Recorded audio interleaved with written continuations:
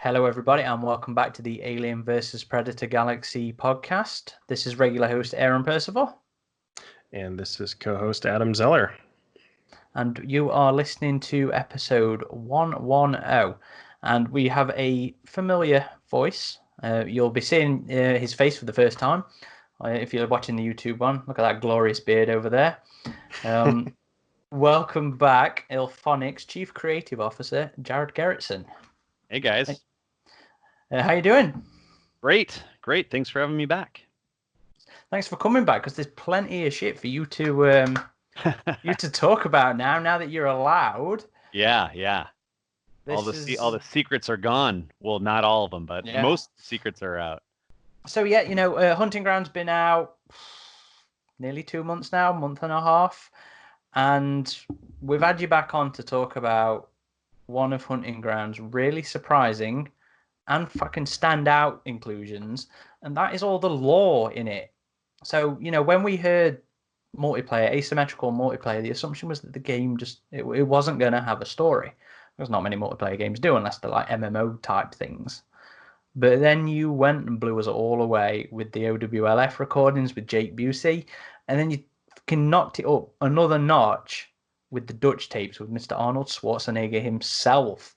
So talk us over Illfonic's decision to include a narrative element within a game that you would not normally expect that in. Well, I mean, it definitely strikes to our fandom of this. Like, we talked about in the last podcast was, we are fans. I'm a huge fan of Predator. And so really the whole thing was kind of like when we got approved to do this, the fan muscle just started flexing harder and harder, where it was like, okay, how do we add story? How do we make sense of these things that, weren't really brought to the forefront of, like, what happened to the OWLF, what happened to Stargazer, what happened to Dutch, where's all of these things happened? Jake Busey, for example, was in the last movie, but for 3 minutes. And it's like, okay, how can we do this? And so we started just really working with Fox, and they started just letting us go further and further and further. And it was just one of those things where it's like, okay, these guys are letting us write this stuff. These guys are letting us work with, the IP in a greater way than we expected. So we started going like, okay, how can we add to this? And in F-13, we were able to do the Pamela tapes, which was the original, Jason's mother that was able to do those things. And so we knew that the fan base really wanted that, but also was like, how do we step this up? And so, we wrote the backstory of pretty much everyone in that's associated with it, but also, in the side, we kept on bringing up like, hey, could we bring Dutch back? And can we bring Arnold back? And a lot of people were like, yeah, okay, kids, like you're gonna bring Arnold Schwarzenegger back. Okay, sure. And so we wrote this really cool backstory, and we worked with Fox or Century to get it approved, and they gave us really great feedback, and we worked together on like, okay, here's this crazy timeline, and here's what he would have done, and this is, all of this kind of like theory of like, how could he be active in this time, and like, just kind of theory craft it. And that's kind of why, like, even right now, when I think of what we've done, it's just kind of crazy, because like it's added to the lore. Like, this is now canon. It's just bonkers. And so then when we did that, and then when we got a hold of Arnold, and they're like, yeah, okay, we're interested, and we went through schedules and everything and working with him. And then when we actually got it to him, and the next day after he read through it, we got note that he was super hyped and super excited about the story. And then when we met up with him, and he just kept on saying like how happy he was with what we did with his part. It was just this great thing. And then we showed him all the concepts, and we went back and forth with him on making sure that it was just right, and it looked and felt like him. And it was just, I mean, dude, it's still so weird. It's still so weird. It's still like, it's one of those things where it's like, we had to keep it such a secret, and it was such a big secret for so long that like it's pushed so deep into all of our souls that like it's almost like, oh yeah, this got announced, we can actually talk about it now. But it's still one of those things where it's still like such a shocker that it happened.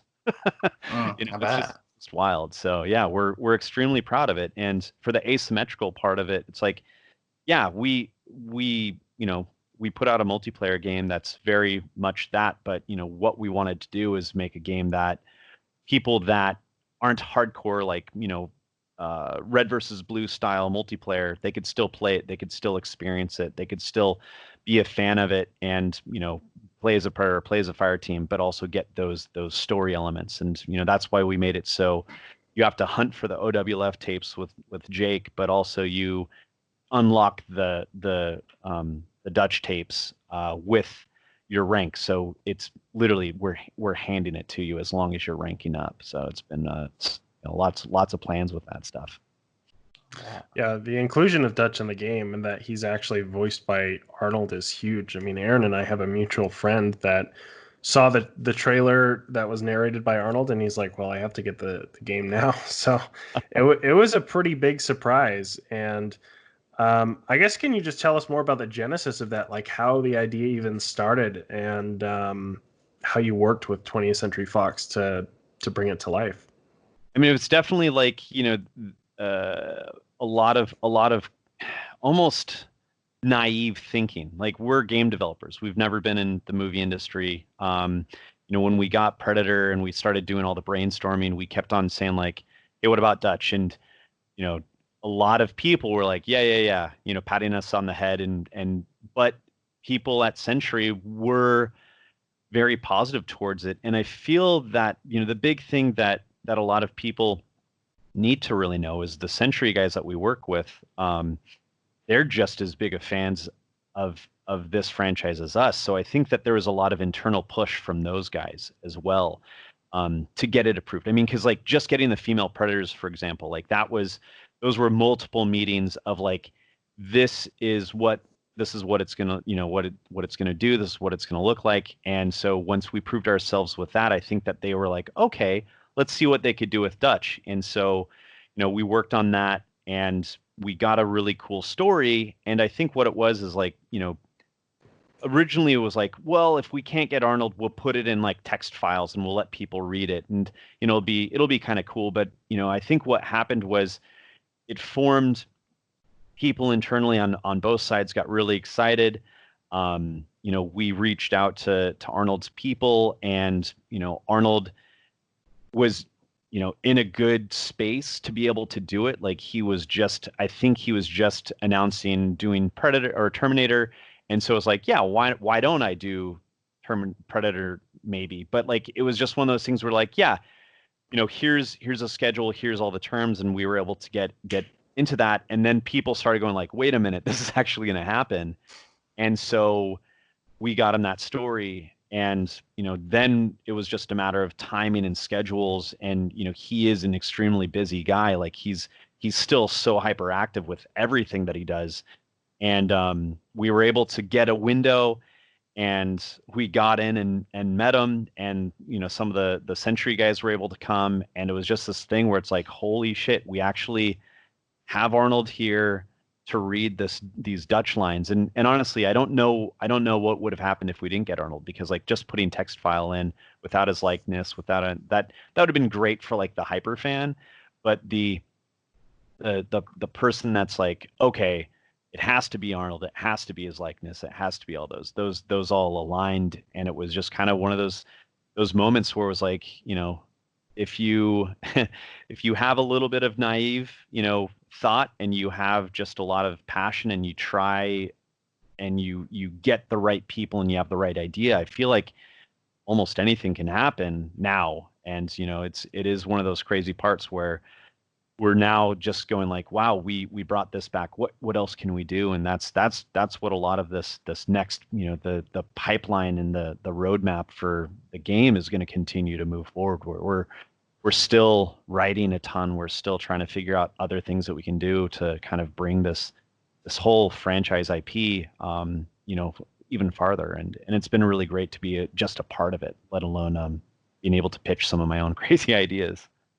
So the idea to bring at least Dutch into it was that always there then, even if you know, I mean, I know you said doing tapes might not have been quite as good or whatever, not tapes, written logs, sorry, but the idea to at least feature the character of Dutch, that was always there. It was always the kind of naive, like, Arnold. I mean, it was like at the end of any meeting, I think that we would just kind of have a running joke of like, yeah, you know, what about Dutch? And it was just kind of like, you know, that was just the you know, almost like the little kid that's constantly, you know, bugging their parents, and they're like, okay, we can go to Disneyland if you do this and this and this, and you know, and that's kind of the best way that I can describe it, is like we as a group, us and the Century guys, were like, okay, how do we make this the best scenario? How do we make him active? Because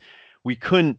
I definitely feel like we as a group were like, we can't just make him the voice. Like, that was one of the ideas, is like making him the, you know, the narrator in your head or something like that. But you know, it is instead of Zeus. Yeah, or just like a secondary to Zeus, or a secondary to whatever, just like, you know, being able to hear Arnold. But you know, then more and more it was like the group and us were like, you know, he should be active, he should still be hunting, he should still be doing, you know, all these things. And you know, a lot of kind of like, what if we do this and what if we do that? It just worked. And honestly, I don't know what we would have done if Arnold did not come on board. I really don't. Like, I don't know. I think that we would have just dealt with the fan base. And it's the funniest part is when we announced the game and we did, you know, all the way to launch, of course, any fan of Predator that we interviewed with, and I think you guys even asked a question, is like, what about Arnold? What about any other cast? And, you know, our cheeky way of kind of, you know, getting past is like, well, they're all dead. You know, we can't bring the dead back. You know, how do you do that? And I think everyone just looked at that as like, oh, well, maybe Arnold's dead. Maybe, you know, everyone's dead. And so we were able to get past that. And then also, you know, it's like, it was just sat in secret for almost a year, that like, yeah, we have him. And, you know, so many people asking about Arnold is like, oh God, I want to be able to tell you, but can't, you know?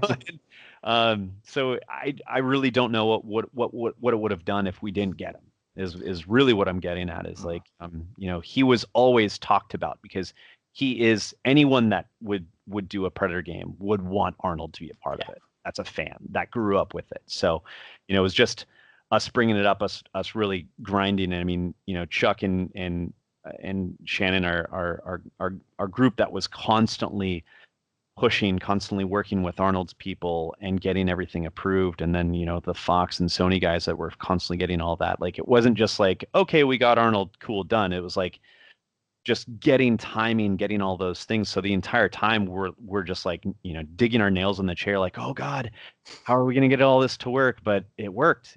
It worked. And, you know, kids, positive thinking gets you a lot farther than being negative and just not thinking that you're going to get it. So I definitely feel like that was really the crux of it all, is just like, we needed to do it. We wanted to do it. We're such a huge fan of him and such a huge fan of the IP that, like, that's the best way to do it. Even if you wouldn't have got Arnie, it would have still been fucking huge that you were even using the character. This is the first time he has been in anything since the movie. There was an oblique reference to him in one of the books, and the dude got away with that simply because he didn't name it exactly as being Dutch. So, you know, when the game rolled out and I was listening to Jake Busey talk about fucking Dutch, I was floored at that point that it was even, you know, that you were even telling that story through Jake, through Sean Keys. So fucking just win-win. Yeah, it's been a tough year of secrets. Like, I think I could be told that aliens actually do exist, and I think I could probably keep that secret now. So yeah, I mean, even just getting Jake getting him into the studio was awesome, and just talking to him about his experience with the movie, but also, his dad and him reading that stuff. It was really cool because so Jake he's a professional actor. Like I think that like most people just think of like actors as, okay, this is an actor does whatever. But like him coming in, we didn't give him the script prior. He did most of those recordings on like his first take, and he was able to put in that emotion and everything just by reading it. And when he got to the Dutch stuff, he kind of stops and he's like, wait, Dutch like Arnold Dutch? And I was like, yeah, we're bringing Dutch back. And he's like, what? And he was just super hyped. He was super excited. And, it was really cool because then he went through more and more and more. And then, like in between like the different drives that he did, he would stop. He's like, that's really cool. Like, you guys are really bringing him back. And so, go to the next one is like, reading that stuff. And after we were done, he and I hung out for like a few hours just at the recording studio and just talking about Predator and talking about everything. And I was giving him the rundown of like, yeah, we're bringing Arnold back. He's going to be doing this. And he's like, oh, that's super cool. And it was really neat to have someone that was, a part of this. And honestly, I feel like Jake is kind of like, the son of Gary Busey, who's like, a major fixture in the IP, and then him being a piece of it as well. And, I think that was the big thing, is when I saw that he was going to be a part of the movie, I was so hyped for something that he, just like, oh, this is going to be great. And he's in it for 3 minutes. Like, okay, cool. Well, let's get to work, and let's get him to be, I want to get him to be that the son of Peter Keyes, the kid that grew up in this world and knows everything. And so, there's still a lot more that we want to do with that. And, I feel can be the narrator and the voice for such a huge thing. So, there's hopefully a lot more that we'll do with him. Yeah, I thought the narrative you set up through the tapes with his character was great, and it really went into his character and his relationship with his father in that world more that I was hoping to see with the Predator. But like you said, they didn't show too much of that. So, I loved his narrative element. I mean, that's the thing. Like on the outside, being a fan of this, like I understand why people are like, I wanted a single player. It's like I want more story. I wanted to be told more. I want this and that. Like that's why, I feel the other part of my brain was like, I'm gonna step back. What would I really want from this that we can do? We couldn't make a ton of cinematics. We couldn't make a ton of, AI and like hours and hours and hours of story, but we could make audio files that are well done and well written. And that was, what we were able to do with our time and the amount of time and budget that we had was, I feel the best spent for what we could do, with that narrative, and, me being a fan and us all being fans of like, how can we align these things? How can we make everything kind of this cohesive move forward with the universe? Like, the Stargazer, how is Stargazer now bad guys? How are they, what are they doing? And, there's a lot of that still is being told. Zeus is actually Scott Devlin in the book. For those of you that aren't aware, the book that came out is a backstory that we wrote of like who Zeus was. And because like the big thing was like, okay, so we've got a guy that's in my ears while I'm seeing predators, while I'm, supposed to be on a normal mission, and then a predator shows up. Like, how is this guy not freaking the hell out? Oh, okay. We need to allow this guy to understand that there is a bigger world. He might have seen some shit. And so that's what we really wanted to do with Zeus, is like, he's in that world. He's met Dutch. He's he knows about predators, but because he's so high level military that, they do keep secrets. There's a lot of top secret information that he knows that he can't share. It's need to know basis for this fire team. so we'll evolve all of that as well. So in Stalking Shadows, then, is, Devlin's, the unit that he initially sort of works for, is that essentially what Voodoo is? These special forces cleanup teams. Yeah, more or less. Yeah, I mean, it's because we didn't know much about what Dutch's team was in Predator 1. We wanted to have some sort of vibe of that, where it's like, in the arc of it, it's like, who are these cleanup groups? What is the branch or the PMC group that Dutch would have been a part of? So that's kind of what we made Voodoo out of. We wanted to make Devlin, a part of that for a while, until he, kind of became this Overwatch operator. And so he's seen it, he's been a part of it.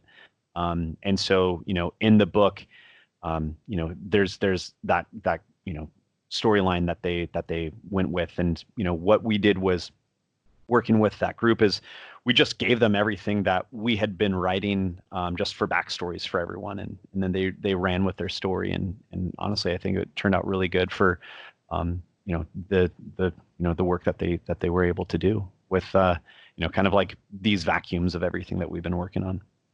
So we're not too massively involved with them then. It was just a case of, here's everything we've written for our purposes. Yeah.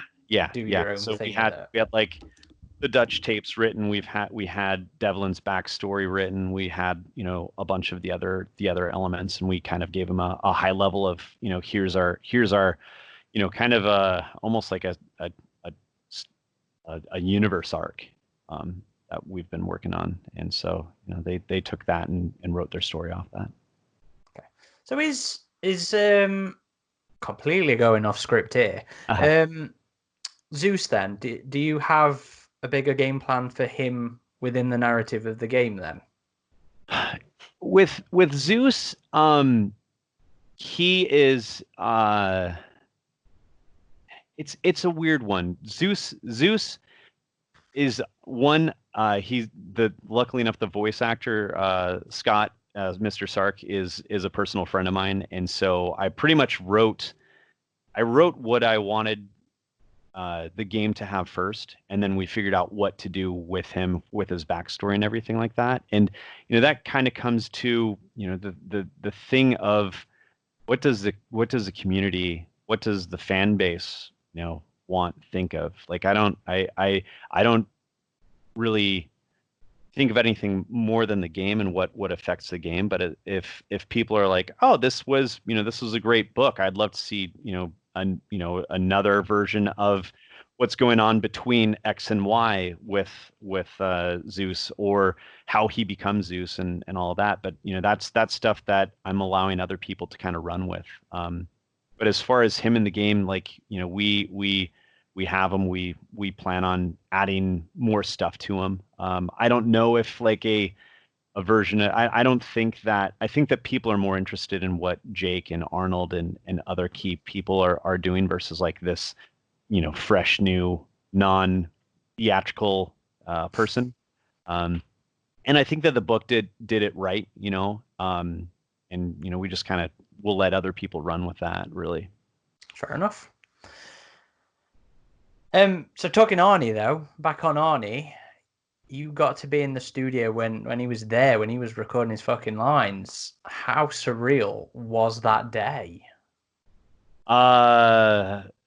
Dreamlike, honestly, because it was yeah, I mean, years of talking about it, and then prepping and getting approvals and getting timelines, and then the countdown of like, okay, he can do this window, and then us getting there, and us not being able to tell literally anyone. Like, that was the last thing that we wanted to do, is have it get leaked. And he did talk about it, but that's Arnold Schwarzenegger. You let Arnold Schwarzenegger do what he wants to do. So it was. How was it like in the office when that came out, though? You know what? It was one of those things where, when it happened, the article got sent around to everyone, and a lot of people were like,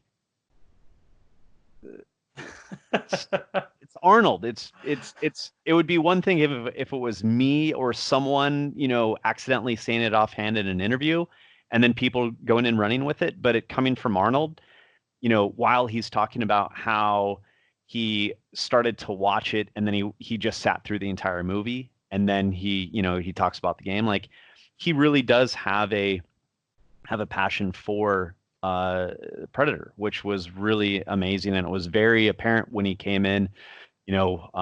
His guys were there, and they're like, "Okay, who's the director of this?" And I was like, "Okay, that would be me." And it's like, "Okay, come and talk with Arnold about this." And it was just like, "Gah, what?" And my brain honestly shrunk, and my heart stopped beating for about 30 minutes as he and I talked about it, and he was like, this is awesome. I loved what you guys did with this, and he was just so happy, and he got what we were pushing for. We were pushing for a very respectful,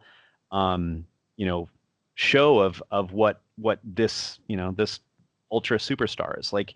There's, I would say right now, the equivalent maybe to Arnold, and we'll see in 20 years, would be like The Rock. The Rock is huge. He's larger than life right now.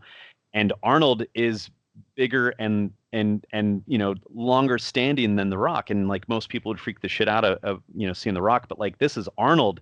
So it's like, in my head, it's just like, just rattling, like, oh my God, don't say anything stupid. Don't say anything that's gonna, and so like, we just talked about it, and then he's like, okay, I'm good. And, we shut all the doors and we started recording, and he just banged out the Dutch tapes first. And, it's one thing when you're writing it, and, to be completely frank, who doesn't, do a terrible Arnold impersonation? So, when we were working on this, and when the writing team would give, so it's like, I would write stuff, we'd give it to, Jordan and Chris would do a lot of great, really good dialogue with it. And then we go back and forth. And so when I would get it back after a couple people touched it and kind of, did all this massaging, I would read it in his voice, and so I felt like I knew what I was going to be in store for. But when Arnold's actually reading it, you're getting goosebumps. You're kind of like, oh my God, this is actually happening. And that was exactly what it was like. It was just literally like, childhood hero, reading the stuff that you and your team wrote. One is fucking insane. Like, that's the only way that I can describe it. It was just so insane to have him doing that. But then also just like his inflections and, the tone and everything that he was doing, it was just like, holy crap, he's actually doing this, but it sounds like any action movie. It sounds like that stuff. And then when we got into his VO for the playable character, he would say something, and it was just like a needle going into your brain, like, oh God, that was Arnold. That was fucking Arnold. That was him saying, get to the chopper. Oh my God. It's like that type of stuff. Or like, he yelled reloading or something like that. And it was just that perfect Arnold Schwarzenegger thing. And it was just like, this is so cool, and then that all being done, and we got to take a break with him for like an hour or so. And, we just hung out and we talked about it, and we talked about, where it would go. And he gave us, little anecdotes and stories of on the set, and like, just, him talking about Predator. It was really just amazing. And, it just became apparent that he liked the franchise still, loved the franchise still, and really liked what we were doing with them. And it was just like this really cool thing where it's just like, I felt everyone in the room that worked so hard was vindicated for all the hard work that we did, and for everything that we tried to do, and was amazingly in the long run successful. And yeah, it is one of those things where it's like, I kept on going like, okay, all of those Predator movies that were done, all this Predator stuff, like, this is the first time that he's coming back. And it was just kind of like, wow, we did something really cool. We did something really big. And it was just like super, super proud, beyond proud. Like, this game is, constantly, it's constantly evolving. Like, 2 months ago, what it was to what it is now, the updates and everything that we're doing, all of the new DLC and content that we're going to be putting out over the next months, is just going to make the game better. But it is one of those things where it's like, do I wish I could have had 7 years and, you know, this massive budget and all of this great stuff? Of course, who wouldn't want that? But for what we were able to do, for what we had, you know, I'm so proud of what we did. And you know, getting Arnold to be a part of it was, it's just you know, It's just a major coup. It's just, boom, yeah, there you go, yeah. So did he have much input into, you know, when you sent him all the bits and bobs and he read it over? I mean, did he feedback much to you and like any suggestions or anything, or was it all just, this is fucking brilliant, boys, let's just there was feedback from him with pretty much everything, really. You know, I think that there was a lot more on his look and feel of the character.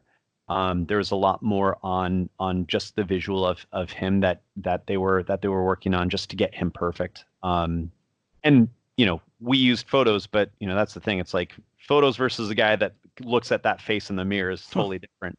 But you know, on the recording, there were some things that he was like, hey, what about this? And so we, you know, we kind of mushed things around and did that. But like, you know, he came in and I can't remember, honestly. It was so long ago when we recorded this. He might have redlined a few things, but I can't remember, you know, offhand what it was or anything like that. I mean, it's really cool from going from, you know, these actors, like true actors that are just like, you know, they will read whatever line that they're given, but they will put in this, you know, the special sauce to it. So honestly, we could have had we could have just been like, here's the worst script in the world, Arnold Schwarzenegger, read it please, and it would sound fucking awesome. Like, that's the thing. It's magical. So, you know, I'm just happy that we had something really solid and really good that I'm extremely proud of ourselves for making. But then when he reads it, it's like, it just becomes that much better.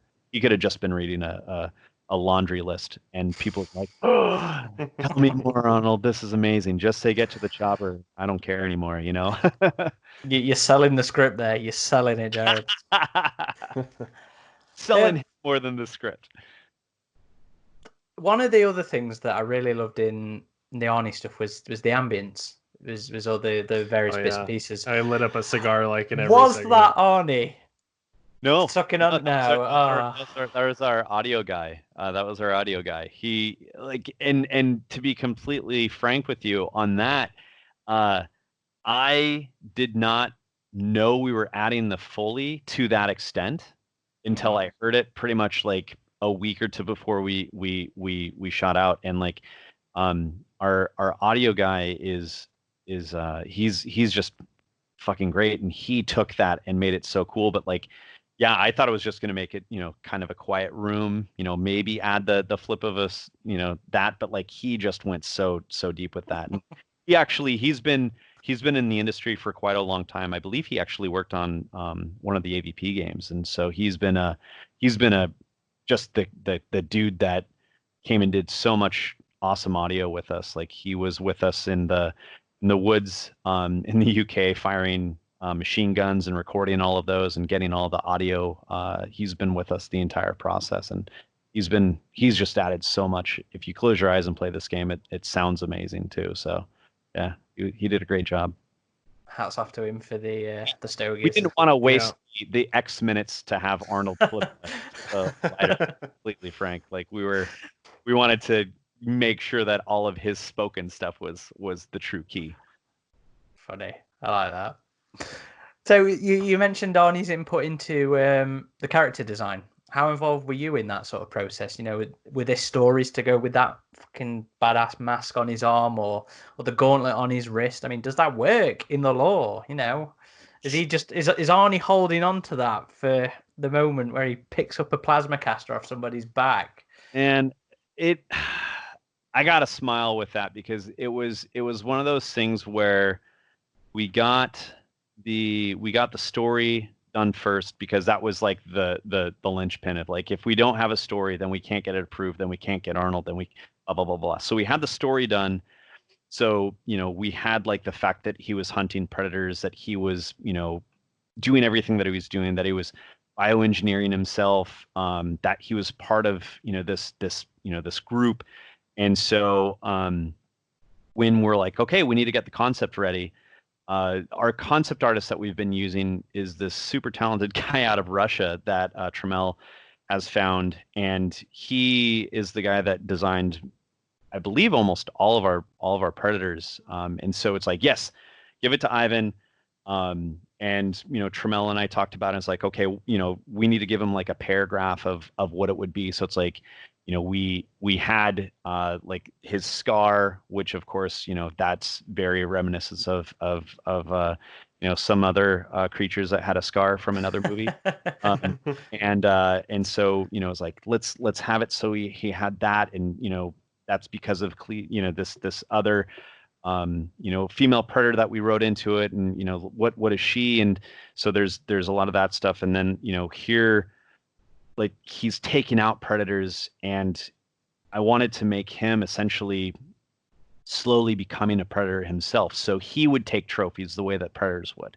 And what's the what are the most iconic things? So it's like, oh yeah, he would totally kill a predator and take his wrist gauntlet. He would totally kill a predator and put a helmet on him, because that is, in my opinion, for the predator race, it's like, these are trophies, but they're also symbols of how badass they are. And so if a predator is in the jungle and sees Dutch, that should make him pucker a little bit, seeing a helmet on his shoulder and a wrist gauntlet, and he's got a wrist blade knife. And so it's like, we just said, like, he should be this age. Here's some photos of him from current day. Let's do this and that. Of course I needed to give him a beard. Here's a scar.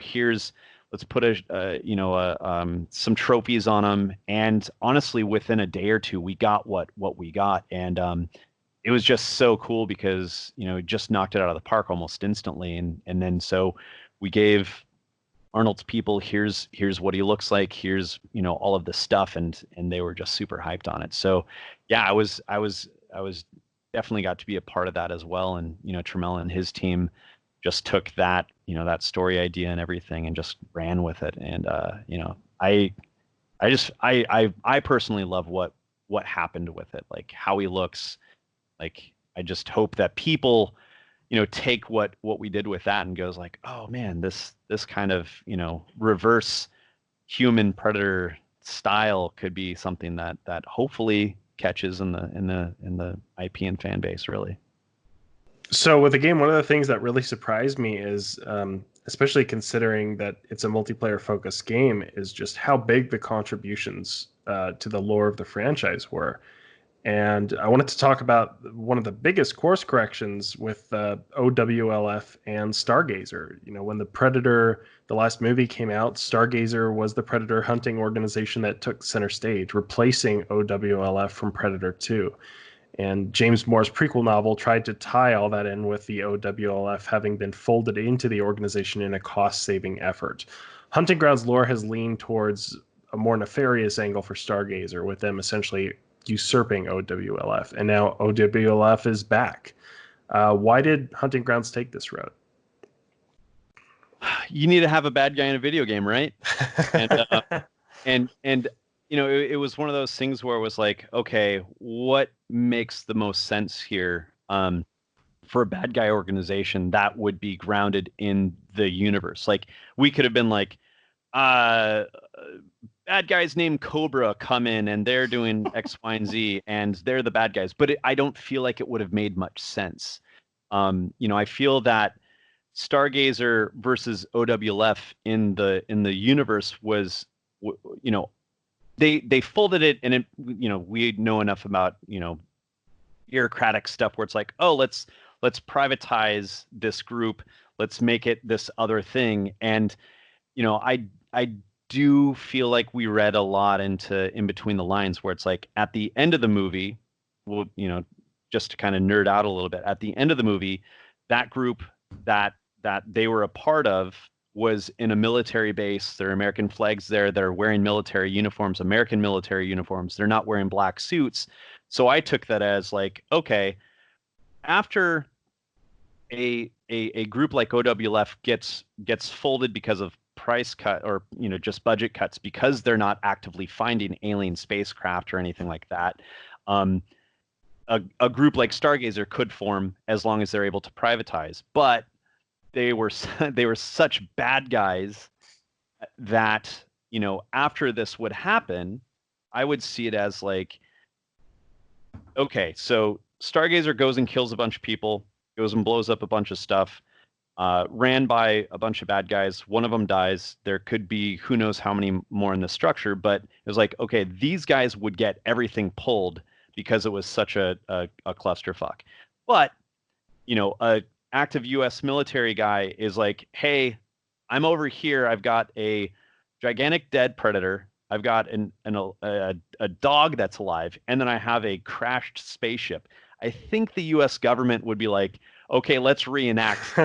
let's find some budget somewhere from a black book and put it into that. So I took that as like, OWLF would be reinstated because OWLF was like a CIA group. It wasn't a privately held group. It was U.S. And so that's what made me feel that OWLF would come back into full effect.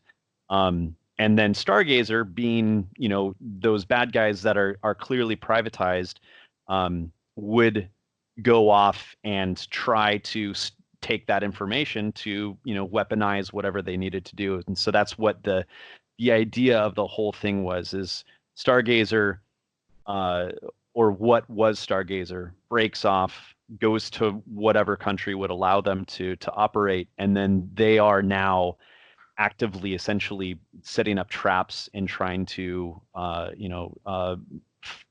mine or farm alien technology to then retrofit or sell to the highest bidder or to try to privatize. And so that's kind of the good and evil that we added back into the world, because the matter of fact is, at the end of that movie, there's just so much alien technology for the first time that the U.S. government getting that, even though it was on, it was filmed in Canada, so it would have been the Canadian government actually got it. But, that would have made it so a massive amount of money would get thrown back into our off-world, tracking and everything like that. So I felt that OWLF made sense to come back, and, Jake Busey being such a key part to, I feel, the universe, being the son of Peter Keyes. And so, we just kind of like, this is what would make sense to us. And worked with Fox or Century back and forth on just getting that whole thing. And they went for it, which was pretty freaking rad. So we had to make sense of it. And, being hyper fans, it's like, okay, what makes sense from, the bad guys that we need in a video game should be this, and what do we do that's good guys, or Shadow, which would be the OWLF. The fire team is a splinter group or a PMC of sorts, the way that Dutch and his group were. So they're essentially hired to go in and do these operations, and OWLF operates in its own wing essentially still, and listens to all of the chatter and everything. So that's why at the end of the game, if you kill the predator, you're holding off the predator as the Stargazer and the PMCs or the bad guy guerrillas are trying to essentially kill it or blow it up, because they don't want you to take it back, because that's why they're there, is to essentially farm all that stuff. So it's kind of like the world that we've been living in is like, okay, how do we make these gameplay mechanics make sense with the story? How do we make the story make sense with the gameplay mechanics? And I think that we did some really cool stuff with it, and it turned out pretty awesome, I feel. Yeah, as fans, Aaron and I have been talking that it's great to see OWLF back at like the forefront of the shadowy predator tech collecting organization. And it was interesting how you elaborated on Stargazer becoming like a extraterrestrial black market arms dealer, kind of operating out of South America. So narratively, I think it works really well for the franchise. One of the things in the tapes that made us sit up a little was the whole aspect of Dutch healing following his encounter with the female predator. I mean, this personally reminded me of a number of story elements in the comics, and even the game Predator Concrete Jungle kind of had that angle a little bit. So what was the inspiration for this? Honestly, it was Concrete Jungle. Oh yeah. It was one of those things where the story always stuck in my head of I forget his name, using Predator DNA to be, Borgia, Hunter Borgia, yeah. To be that timeless monster. And so when we were, once again, it's like, how do we make Dutch not a colonel, sitting behind a desk? How do we make him actively being able to hunt predators? Because we wanted to make him playable. So it was like, okay, what can we do here? And my the amount of Predator comic books and YouTube lists and all of that is just, I have so much essentially Predator, like, oh, we could connect to this and connect to this and connect to this. Was like, we can take the Predator DNA that hasn't been really touched much, and we could make it so that's the thing that's allowing Dutch to be still an active badass. And that was the key part. And so that was definitely pulled from the Concrete Jungle game, was the idea of, what does the DNA do? What could it do? These creatures, like, they're a young blood is still like a couple hundred years old. So it's like the idea of these creatures being almost timeless. And, there's so many crazy theories.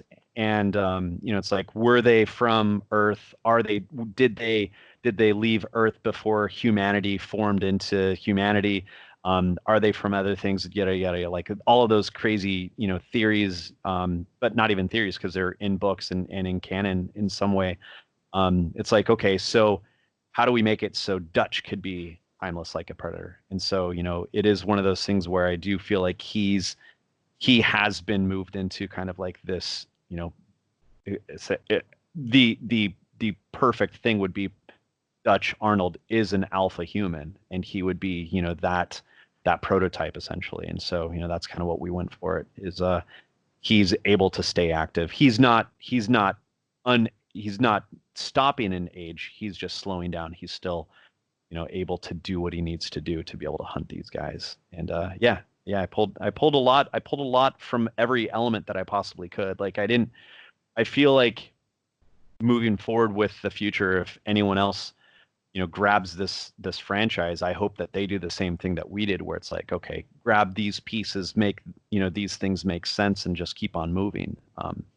And, I feel like that's how you do an IP correctly, really, is you take what's there, you evolve it with what makes sense, and you just keep on going. Rather than continually resetting. Yeah. Well, and yeah, I mean, that's the thing. Like, I don't see why people called the last movie a reboot. I don't know if they were doing that just to make people think that, but I feel that movie was an evolution, because they even talked about it. They even had, things from other movies in the showcases. So it's like, they took what they wanted from that. They made what they wanted. We took from that movie and from all the other pieces and made what we needed to make for this game, and for it to make sense, really. I think it's just misuse of terminology, to be honest. Yeah. I mean, more of a soft reboot that Hollywood's into these days. I think people tend to use reboot in place of reinvigoration. Right. Which I think is what a lot of Yeah. So we were recently surprised by the leaking, and as of recording, the announcement of the Alpha Predator. Based. He is based on one of NECA's upcoming figures, their 100th celebration figure. So we noticed in the lore descriptions in some of the leaked videos that they actually reference the figure's background info. So I guess this is a bit of a two-part thing. Can you A, tell us about bringing the Alpha Predator to the game, and B, how involved you've been with the other license holders like NECA? And I know you mentioned Titan briefly, but what about things like Dark Horse as well? Has there been any communication there? So we were at New York Comic Con, And we were showing at the booth, and so why not go and talk to other people that were licensees. And so just went around and introduced myself and shared cards. So we made connections with a bunch of guys, and Randy from NECA was there, and Randy and I would talk back and forth, and then we started sharing what we were doing, and giving them kind of an understanding of what's moving forward with everything. And then they showed me Alpha. And I was like, dude, this is fucking awesome, because the Alpha Predator is, I feel, kind of like what we did with the game. Like they took a bunch of different elements from it, and then they took the old school Van Damme Red Lobster character, and then they made it into an asset. And that just got me so excited, because we all like to laugh at the original Predator, but they made it red. They added all those elements to it, so I just got so excited, because I hadn't seen anything like that. He's all white, but he has that really cool, just never before seen armor.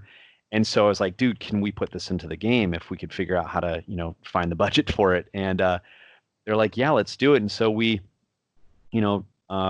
set up everything that we needed to do with all of the different groups, but I really wanted it to be something where we paid homage to NECA because of what they've done for this IP. I feel like they've been moving forward with the Predator franchise for so long. Like I've got a couple NECA toys that I'm just like, I need this because I'm a huge fan of Predator. So it's like, I need that Jungle Hunter. I need that 12-inch City Hunter. I need that Shane Black action figure. And so it's like what they've done. I wanted to do something with them. And so right now, you can go and get the Alpha toy, and then it comes with a PlayStation code that you unlock that Predator with that code. And it's really kind of cool. And we want to keep on moving with everyone that we can. If Titan comes and says, hey, we want to do some stuff, we of course will listen to them, and all the other IP holders. Is like, when it comes to fans on fans, it's like you guys and us. It's like, talking with Randy and just like, oh, this is what we're going to do, and this is what we're going to do, and we're sharing what we're doing. It's like that kind of fan excitement just really kind of puts you on the same wavelength. So it was like just us doing Alpha, what just made a ton of sense. And so it was just like a really cool grouping. We have talked to the Dark Horse guys a few times. They we did the comic book Predators. I've gotten some early stuff from them, and it's been really cool just being part of the Predator family with all those guys that have been doing what they've been doing for years and years, and us to kind of just be the guys that have been adding to it. But yeah, it's been cool. It's been really cool. So Alpha is a completely off your roadmap kind of thing. It's not it's not what was originally envisioned. It just came about of the communication. Yeah, actually, he was kind of like one of those things where it's like, I went to our director Trammell and said, hey, check this guy out, and we have our roadmap, and we found time to put him in.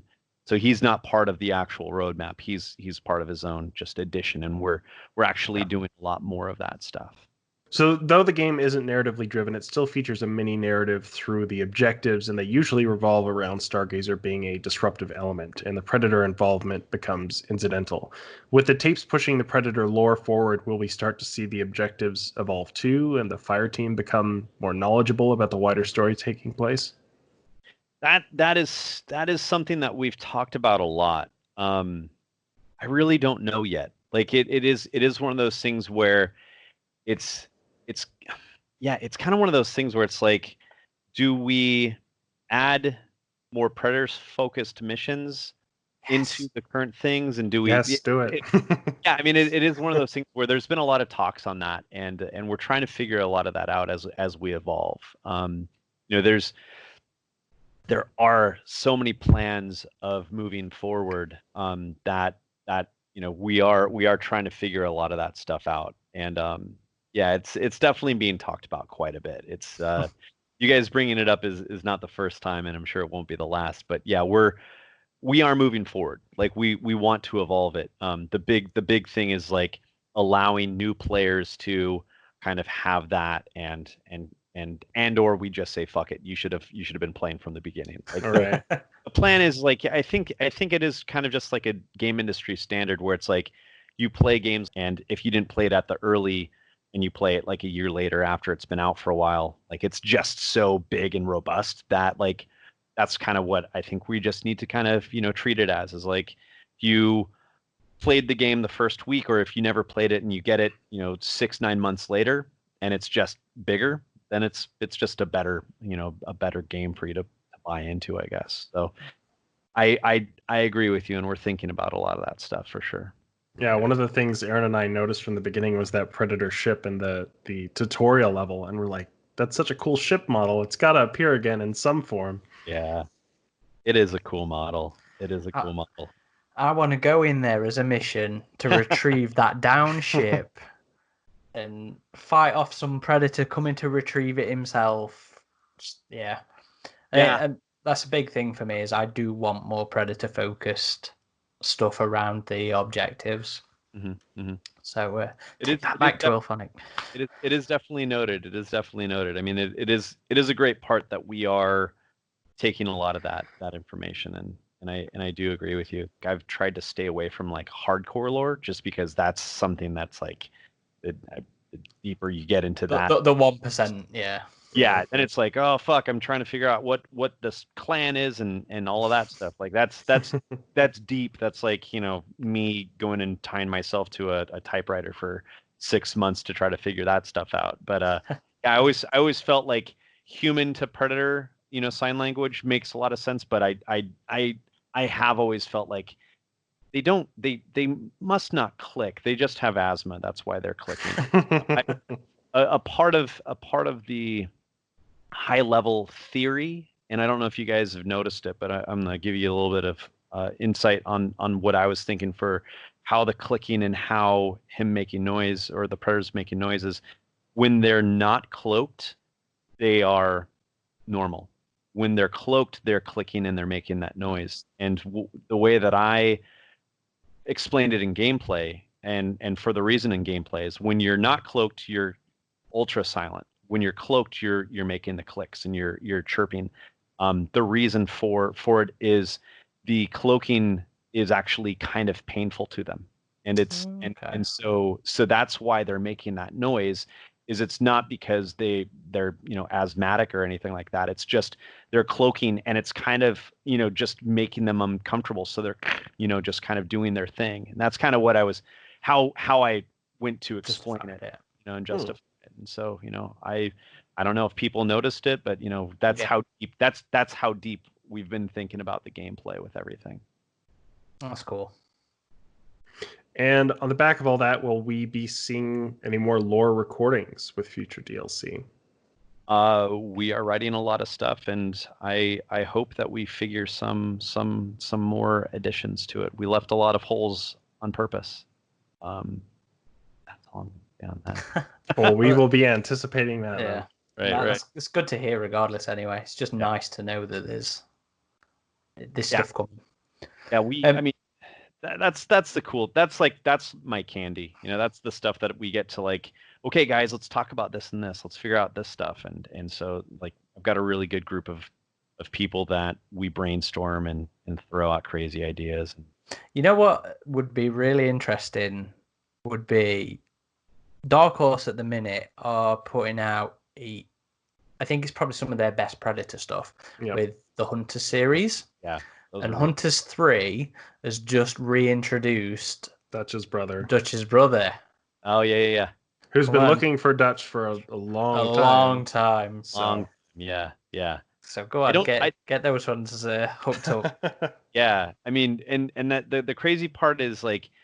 I can only theorize because I haven't really talked much with the original staff from that. But like, if you think about it and you look at the timeline, the Predator Concrete Jungle comic was what, 1990? It was before Predator 2. Yeah, it was like filmed, yeah. It was so there was nothing. They were like that like initial, thing, and then them adding, then 2 coming out and not having anything with the Schaefers, but them bringing his brother in. It's just like all of that really cool stuff. And I always wondered what they were going to do with his brother. So I honestly haven't got 3 yet. I've just, I did 1 and 2, and it's just been quite busy. So I haven't read series 3.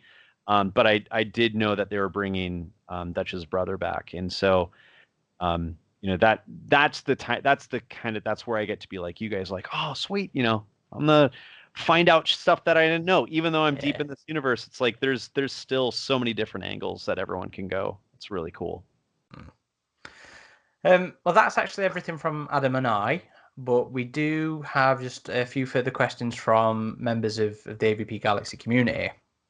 So the Shuriken would like to know more about how you envision the Huntresses within Predator society.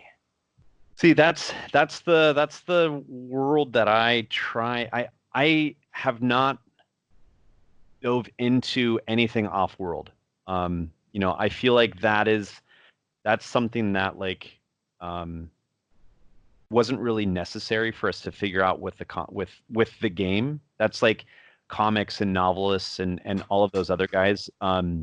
Your mind's got to wonder, though, surely. When you're coming up with this stuff, you've got to have these certain images embedded.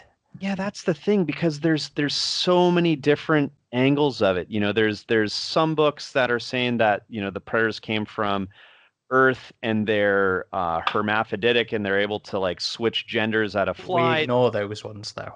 Sure, but that's Homeworld and Forever Midnight are ignored. Yeah, but that's the thing. It's like there's so many of those, and then there's like, going deep into the Bad Bloods and all of the other stuff where there's like enforcers, and then there's space predator cop. My head has stayed on Earth to allow myself to just focus on this and what it would be, because as soon as I start thinking off-world, then it's like, oh well, what if this, and like what if Prime is this, and how many other planets are there, and what is truly that thing. And that's I'm gonna let some dude that wants to really get deep in that stuff do that, and I'll fold it in however I want with that. But like off-world has been my black box of like, I've got ideas, I've got theories, but there's so many different angles and so many different comics and novels that hit different things that kind of just become like fodder of people fighting with each other. Of like, no, because in this it did this. Well, no, in this and this, but that's comic book laws. You have to disagree with each other because there's so many different things. It's like, getting into a Thor's hammer debate. Yeah, I will say though that we've never had female predators outside of the novels and comics, and I've always wanted to see one in the movies, and we kind of got a tease of that with some of the concept art of the 3rd film that they were just throwing around during development. So your studio just introducing this into the franchise in a video game form, I think was a great portrayal personally, and it's what I've always imagined that they would be. So. Well, and I mean, like we talked about last time when we we're bringing this up, it's like it needs to be there. The females need to be there, and so it was just a given. Like, okay, we're going to make male and female fire teams. Well, we have to make male and female predators. Like, it just has. We have got to represent other part of the species. They're so human-esque that the cosplayers out there that have been doing female predators for years in different ranges, but like there's some cosplay groups that are making amazing female predators. So it's like, that is so fucking badass, and that is so cool to see groups doing that. And then like the comics have always touched on it, that we just had to do a female. And so like, I mean, honestly, like there's to go back to the question, I really never thought of it, just because I don't feel like, you getting into that whole, structure is very, very dangerous.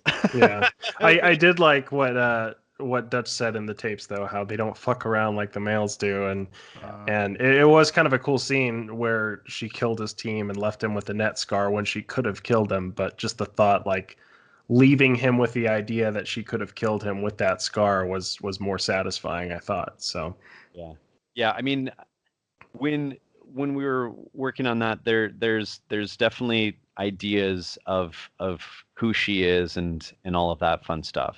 We it teased royalty, didn't it? The log teased royalty. Yeah. In regards to her.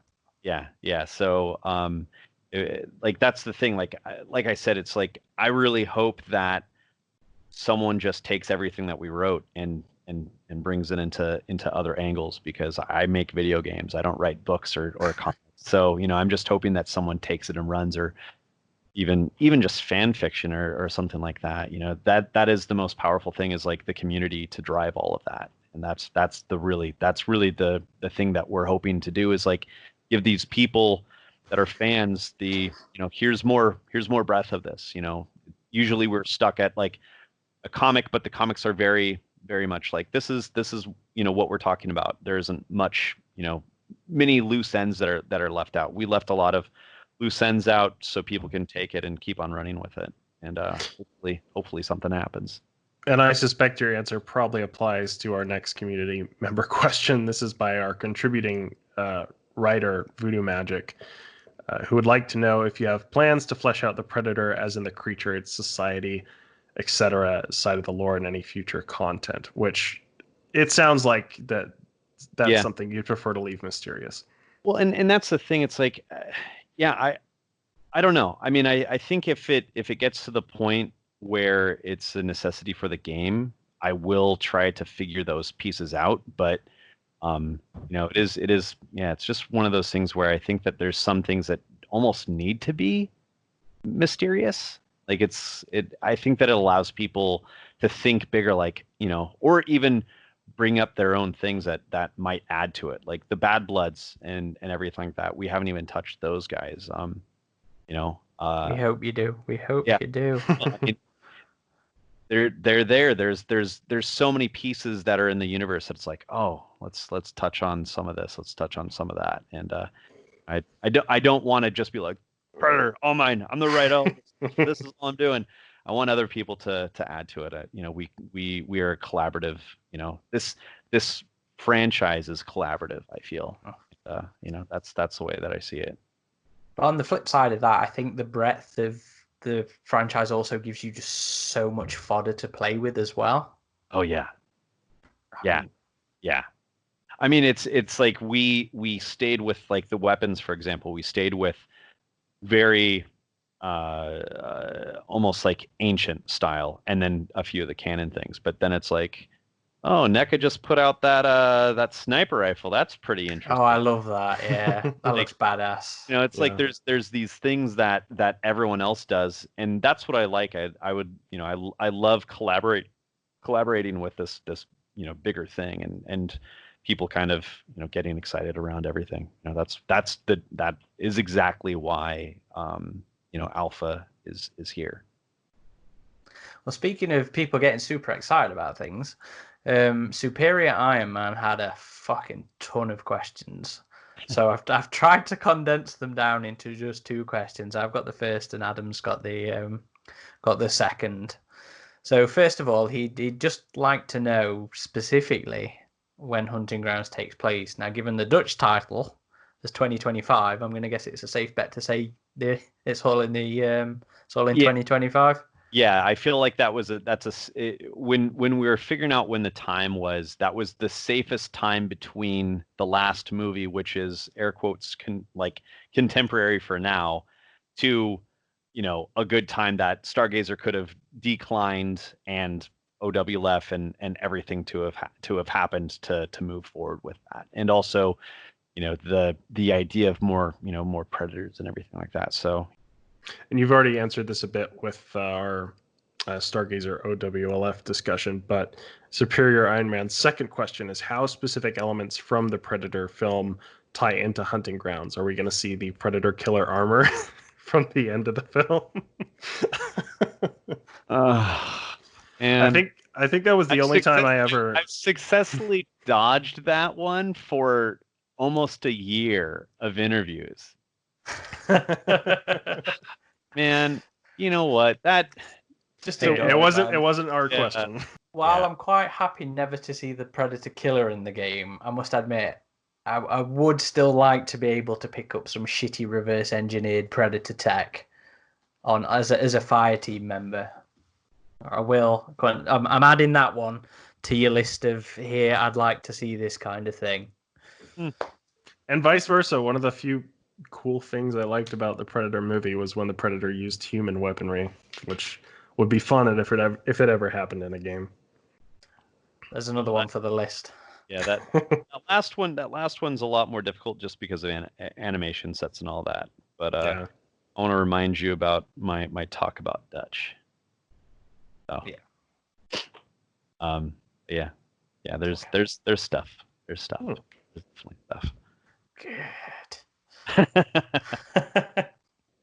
And that's everything from us. We're all tapped out for the night, but before we sign off, is there anything you'd like to share? Any other stories or thoughts that we haven't given you the opportunity to discuss? So the sucky part is that this is coming out after this is going to happen. But what day is it today? Today's Wednesday. This Friday,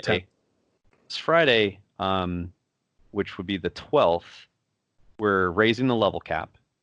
Nice. Yes, we were just talking about that off the air, actually. Raising the level cap to 150. We're adding all of the knives into the ranks. We're adding Arnold's gear into it, so the hammerhead and all of that fun stuff. And just to really, really make you guys chase it, we're adding the Elder Predator to 150. That's an unlock. Oh, from Predator 2? Yeah. Nice. Yeah. So he will be he's gonna be a little surprised that we're adding to everyone. So that's under friend EA. You guys can't talk about it until Friday, but once that goes out, you could say that you knew about it. But let's just see him. Yeah, it's really exciting. I mean, we're we felt that 87 being that deal or the pre-order exclusive, was there, and so Elder is so close to 87 that we're like, okay, let's make an Elder. Let's make that so that's a chase item at 150 when we raise the level cap. So that's a pretty big surprise that's happening this week, which is really great. So I'm super excited. So, given that he doesn't have a mask in the film, have you guys designed something for him, or is he going in there bareback? We got a NECA's Elder had a helmet, so we went off of theirs. Exciting part of it, and we're just gonna keep on moving forward with all of that fun free gear. So, that'll be awesome to see him in the game. So that is that the paid DLC too, or is that you said that's a free update for the 150? Yeah, so June's DLC will be a separate announcement. Mm-hmm. Gotcha. Nice. There's so many items, so many things that are happening with this game that it's like, oh god damn it, just smack me in a hammer so I can go into a coma for a few weeks and come back. It'll be done. Yeah, nice. All right, well, thank you once again, Jared, for joining us. It's very much appreciated. Absolutely, guys. Do you want to redirect people towards your Twitter or anything? Do you want to pimp that? Actually, I mean, it's at Gerritzen. It's just my last name. I don't really. I mean, in this current state of things, it's not always Predator stuff. I just it's just more Illfonic than me for sure. So yeah. And if you've come to this to listen to Jared talk rather than being familiar with us already, you can find the hub of our activity on avpgalaxy.net. That's news, written articles, an old school message board. We're hanging in there, guys. I don't like Facebook discussion, so I'm clinging to that organized message board. And thankfully, it's still very active. So if you want to come and talk in an organized fashion as well, click the forum button and sign up and get stuck in there with the rest of us, Predator and Alien nerds. We're also on all the socials, Instagram, Facebook, Twitter. That'll be at AVP Galaxy or Alien versus Predator Galaxy, versus as in VS. And if you're listening to this, there is also other options for the podcast. You can come and watch them on our YouTube channel. Again, Alien versus Predator Galaxy. There's also lore videos, editorial pieces, let's plays, live streams, you name it. Come and pop on the YouTube channel and have a gander. This has been Aaron Percival. And Adam Zeller. And Jared Gerritzen. Get to the chopper.